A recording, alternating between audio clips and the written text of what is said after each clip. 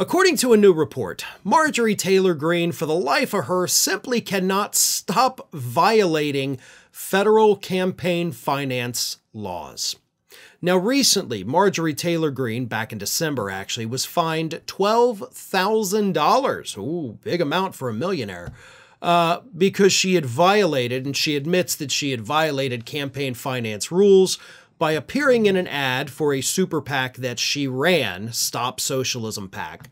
And of course, she improperly shared it on social media. According to the rules of the way the super PAC was set up, you can't have the candidate out there doing this. They can't share it. There's supposed to be no coordination, technically. But Marjorie Taylor Greene did anyway. She admits to it. And she paid the $12,000 fine. Now, I say paid in quotation marks there because she didn't actually have to pay the fine. What she did was she took money out of her just general campaign fund and she used $12,000 of that to pay the fine. So technically her donors paid that fine. But as a result of this, she shut down the Stop Socialism Political Action Committee. And then about a month ago, she started a new one instead called the MTG for Georgia Leadership Committee. And the Federal Elections Commission once again had to send her a letter saying, hey, this is also kind of looking like it's breaking the law already. It's only been in existence for a month, but you've already kind of screwed up here.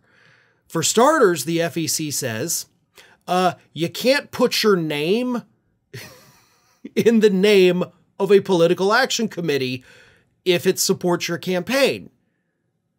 Or if it doesn't support your campaign, because it confuses donors like, oh, I gave it to the MTG for leadership for Georgia, so I thought I was giving it to Greene, but in fact I'm not. Or I thought I was giving it to her leadership PAC to give to other candidates, but I'm actually giving it to Marjorie Taylor Greene.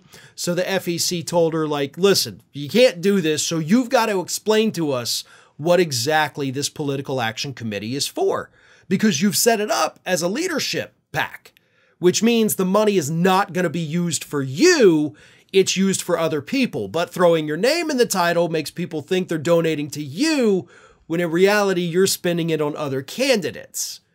So it's trivial, sure, but it's a law. It is a federal law on the federal books.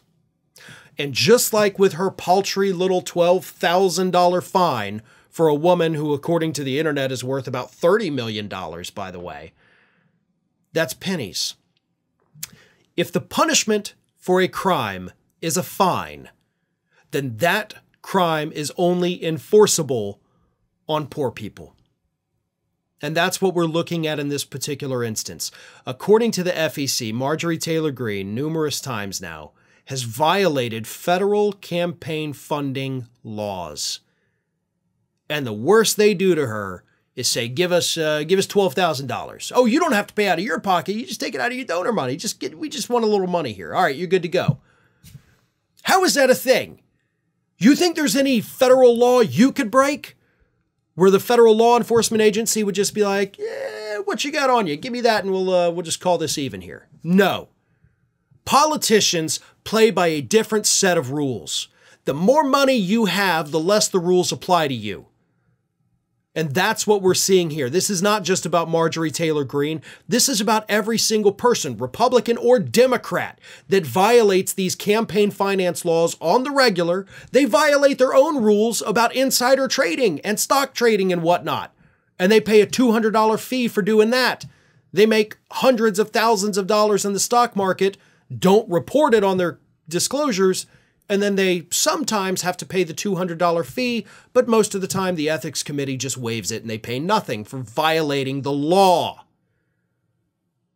You want to talk about crime sprees? You want to talk about people that are breaking the law and getting away with it? It's not happening on the streets of America. It's happening in the halls of Congress.